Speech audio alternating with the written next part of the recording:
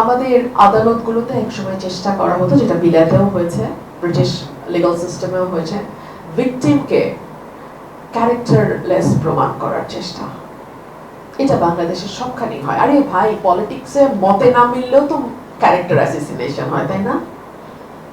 আমি এটার একটা মজার উত্তর দিই।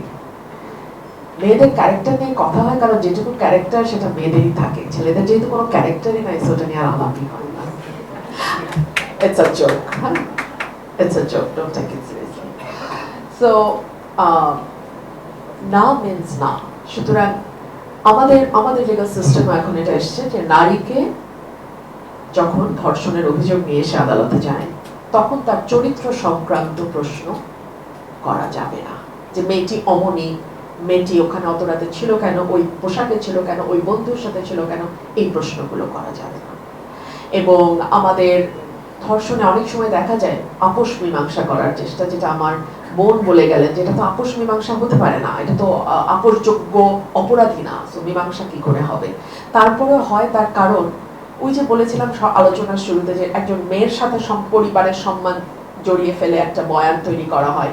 সো বলা হয় যে ওর বিয়ে দিতে হবে, ওর ভাই বোনদের ভবিষ্যৎ আছে, বোনদের ভবিষ্যৎ আছে। সো এই সব কিছু দেখে কিছু টাকার বিনিময়, যেহেতু সাধারণত সমাজের মার্জিনালাইজড পিপল এই ধরনের সহিংসতার শিকার বেশি হয়, অথবা তাদের উপরেই এই ধরনের অত্যাচার বেশি হয়।